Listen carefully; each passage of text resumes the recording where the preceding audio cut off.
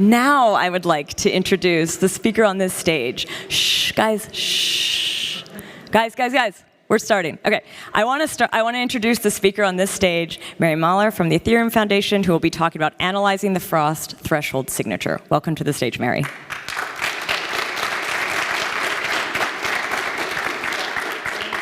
Sorry? Oh, so this is, yeah, and this is the clicker here. And there's the...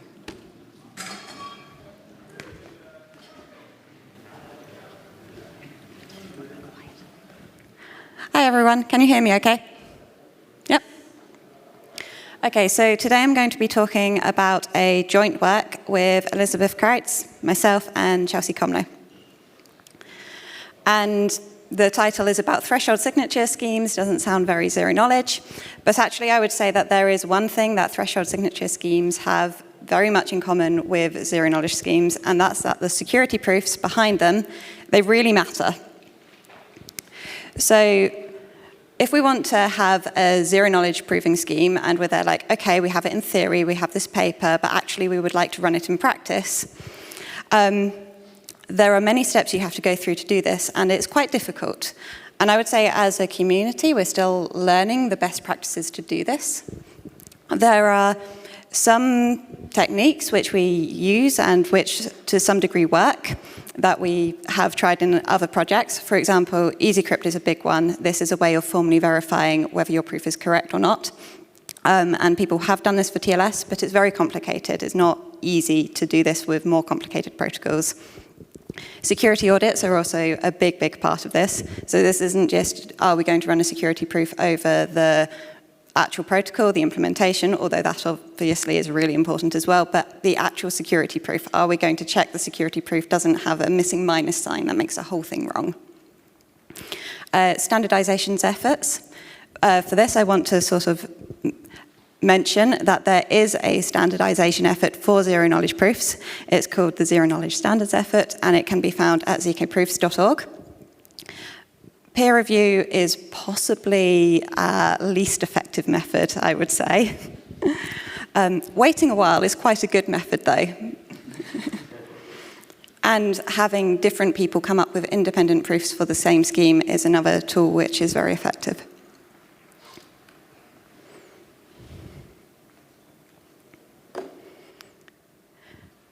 So one snark which is being run in practice a lot at the moment is the Grot16 snark. This is a scheme that Zcash is currently using, amongst other projects. And this has been through peer review. There has been an audit in the sense that I have run through the security proof and checked for myself that I agree with the security proof. It was 2016 when it first came out. It's 2022 now, so 7 years. But we don't have any sort of formal checks in the sense of we haven't checked the proof with any kind of computer model.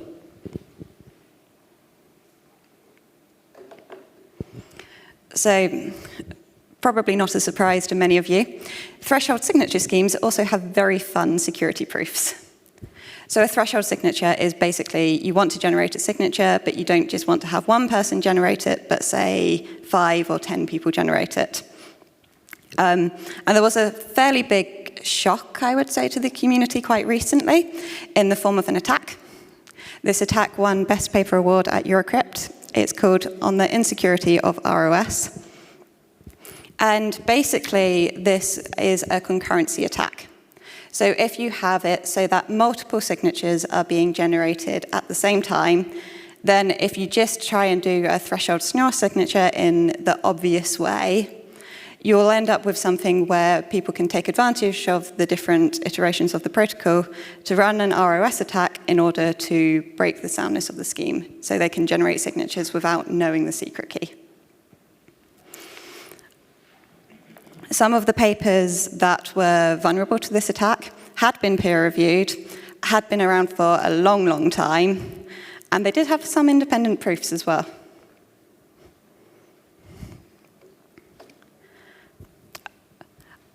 One thing I want to sort of make really clear here is when we say there are ROS attacks, we don't just mean theoretically you could run. These are very scary. So I actually implemented one of the attacks against the original music scheme. And this was just Python code written by myself. I'm not an expert hacker.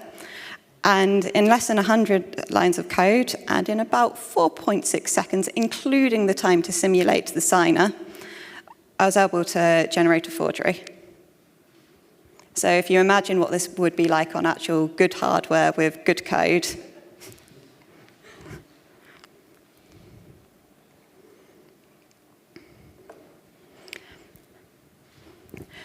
so these multi-signature schemes had incorrect security proofs. There were also some threshold signature schemes with a very similar structure, which were also vulnerable, but actually they never proved concurrent security. They only ever claimed to have security in the single session setting. The problem with the security proofs basically boils down to how people were instantiating something called the one more discrete log assumption. So the discrete log assumption just says, given some group element, I can't extract the discrete log. One more discrete log is kind of an extension of that. It says, given 5 discrete log challenges, if I'm allowed to query to get 4 responses, I'm not able to compute the 5th response for myself. So the way that these proofs were being run, they were supposed to be saying, OK, with 4 queries, I can't extract 5 logarithms. But actually, they were querying for the oracle 5 times. So this is then not a hard problem. If you query an oracle 5 times to get 5 discrete logs, you can do that.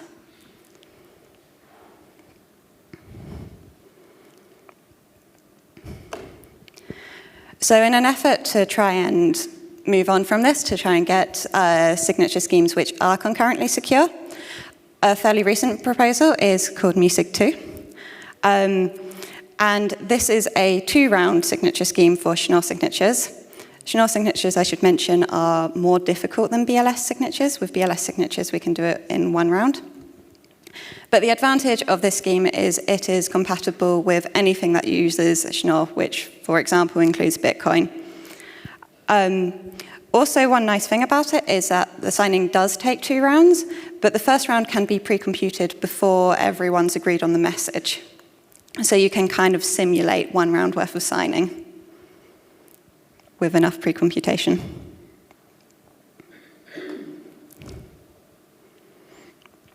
Frost is a very similar idea. The scheme is almost identical, except that this is now trying to run a threshold scheme rather than a multi-signature. So in a threshold, you would want it to be that maybe 5 people have secrets, but you only need 3 people to sign.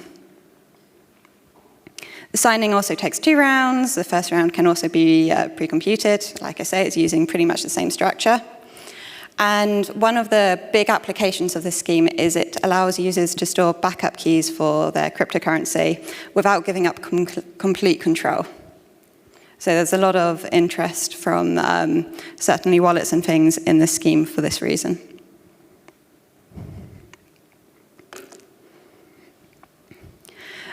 There is currently an ongoing standardization effort in the form of a CFRG draft.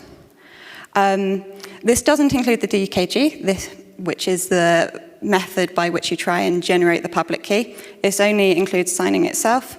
But if you have a trusted person, such as the owner of their cryptocurrency, to generate the key shares at the start, then you would be able to run this standardized, well, it's not standardized yet, but standardized if it gets standardized protocol.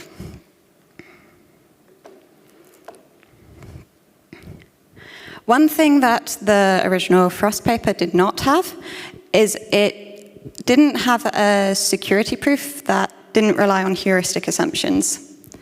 So heuristic assumption is something which you just assume to be true without necessarily having a good reason for assuming it to be true.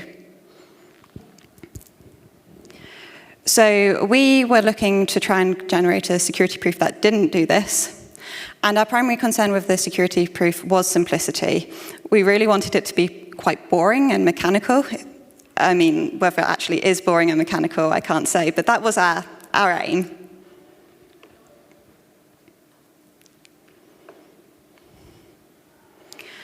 And to prove the security, we really split it up into two separate proofs, I would say.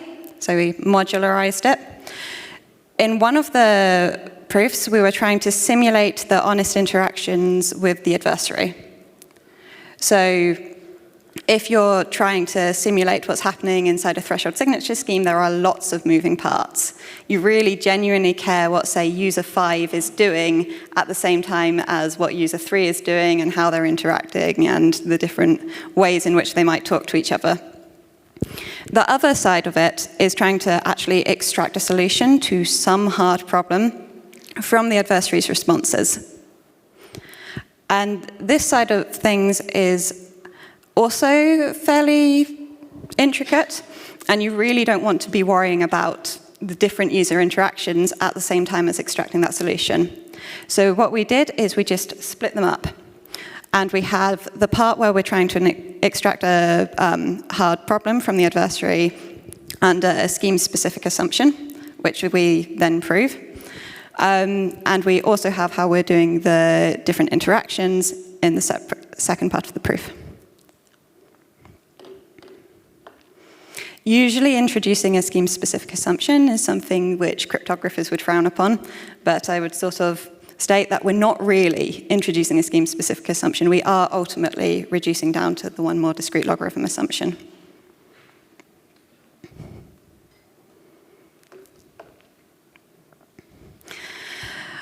Our assumption we have called the Bayes-Schnorr assumption. We're not proud of this name. We are open to suggestions. The way it works is that we have two oracles which an adversary can interact with. The first oracle is just going to return a couple of nonces. Ideally, we would like it to be such that the first oracle is just returning one nonce, but that kind of assumption would not be secure. There would be an ROS attack, so we have to go with two nonces. The second oracle is where all of the interesting stuff happens, and here, the adversary is just going to send a message, and it's then going to get back a Schnorr signature on that message, which is going to incorporate the two messages from the first oracle in a fun way. And there's lots of simplifications going on here. I'm just trying to get the high level.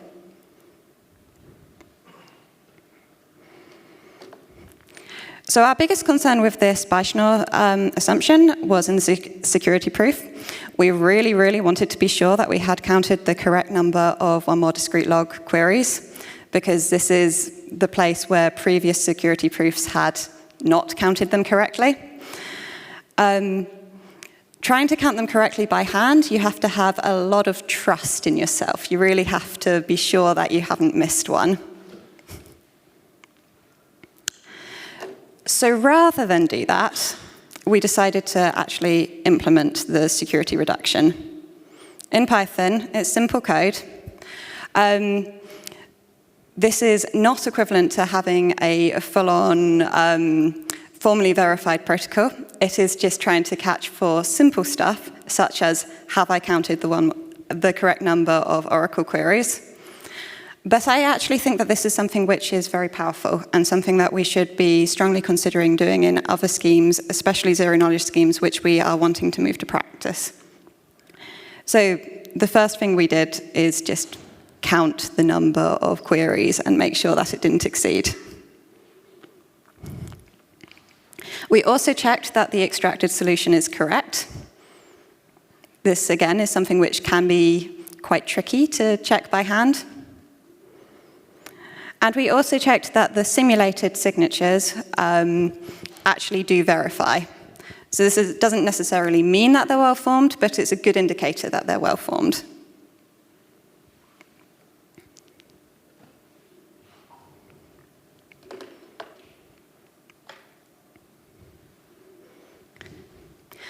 For the second part of the proof, for trying to then relate the threshold signature scheme to the Bayes-Schnorr assumption, our first thought was that it would be really nice to separate the DKG from the threshold signing process in order to have those two reductions be separate. This didn't work. This didn't work specifically because the random oracle might be queried in the second reduction and the first reduction, and if those two reductions don't talk to each other, then how do you know that the adversary isn't taking advantage of that? So we had to do them both together. However, I would say that the assumptions that we're using for the two different parts of this proof are different. So for proving the DKG, which is the Pedersen DKG, which is a very standard scheme to use, we had to use something which we call the Schnorr extractor assumption, which I'm going to talk about a little bit more in a second. But for the actual threshold signing process and the part which is being standardized, this is something where we were able to relate it down to the Schnorr assumption, which reduces down to one more discrete log directly.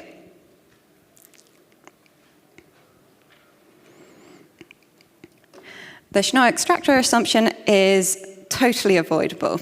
We know of a million different ways to avoid it. But it would require an additional round.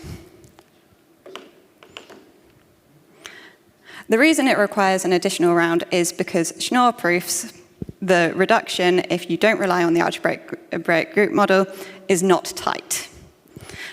And this is a really sort of annoying thing, because there is no practical problem here. There is no attack. There's not been an attack in 20 years. I'm pretty sure that if somebody is able to break the a Schnorr proof of knowledge by taking advantage of the fact that it's not tight, this would be a big, big breakthrough. But for some reason, cryptographers really don't like using something which isn't tight, despite the fact we have models for it. We have the algebraic group model. We have the generic group model, but the algebraic group model is a little bit better than that. And as someone who comes from like a snark background, this caught me by surprise, because obviously we're using the algebraic group model all over the place. And these assumptions are much, much nicer than that. They are just Schnorr signatures.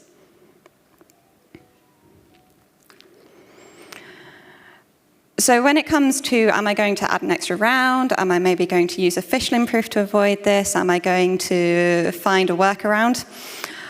I really think we shouldn't. I intentionally decided not to. I think that kind of thing is far more likely to actually lead to a break, actually lead to someone taking advantage of the scheme than just using Schnorr proofs and assuming that it's fine. So if people come along later and maybe decide they want to do it differently, then obviously that's fine, but I'm not going to do that.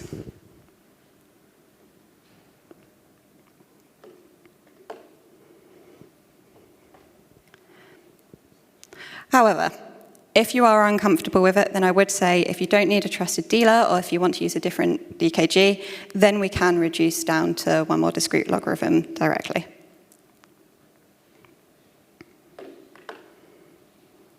We also implemented the scheme for trying to reduce down from the threshold signature scheme to the Schnorr assumption in order to, again, check for some basic bugs. And in the process, we did find some hazards, some things to watch out for. Almost all of them relate to when you're selecting the group nonce. The biggest one is you absolutely must hash the identities of all of the signers who are taking part in signing.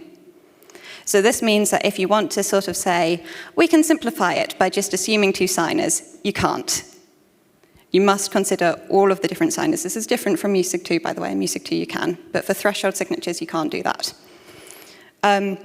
You must also hash all of the nonces. And you must check that all of the nonces are identical, although that last point, I should say, is due to the fact that we're using the same exponent on all of the second nonces. So in the original Frost, you wouldn't have had to do that, which leads me to my second point, which is when doing this analysis, rather than finding that we were making the scheme, less efficient or adding overhead or making it worse in some way, actually it was the opposite. We found a way to make it simpler. We found a way to reduce the computation just a little bit, which is quite nice. It doesn't always go like that.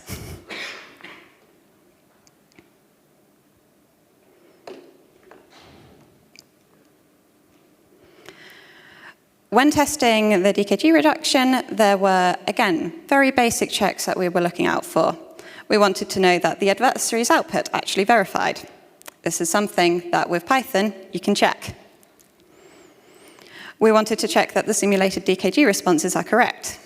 And again, we just checked it. We just asked Python, is it correct? Print and tell me if it's not.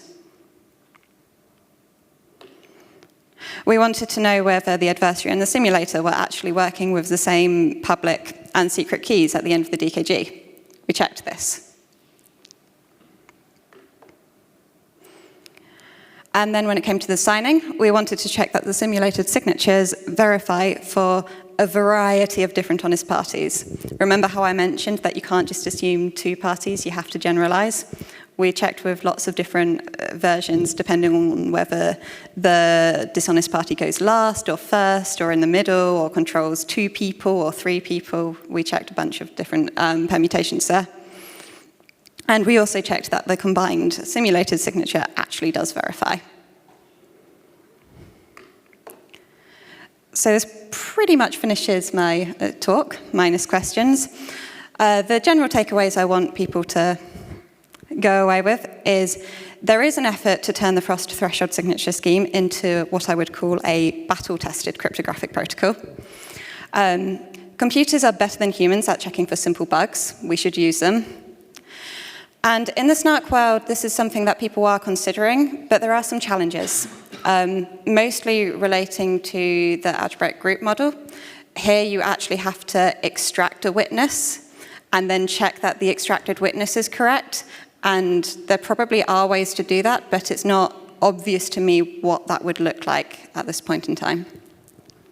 Thank you very much. Nice. All right. We have a question right here. Hello, nice talk, thank you. Have you considered using the UC framework to prove concurrent security? Yes. And it's hard.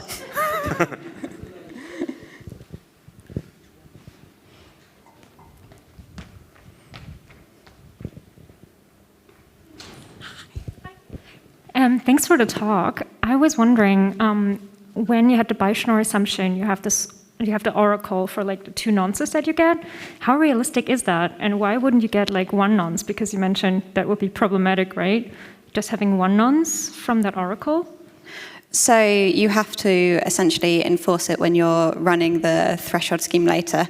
You have to make it so that every single party, when they're interacting to decide on the first nonce of the signature, they actually give you 2 nonces. And these nonces are always paired, and you always work with them together. But yes, if you were to not do that, then the chances of there being an RS attack, I would say, is through the roof. Any other questions? All right.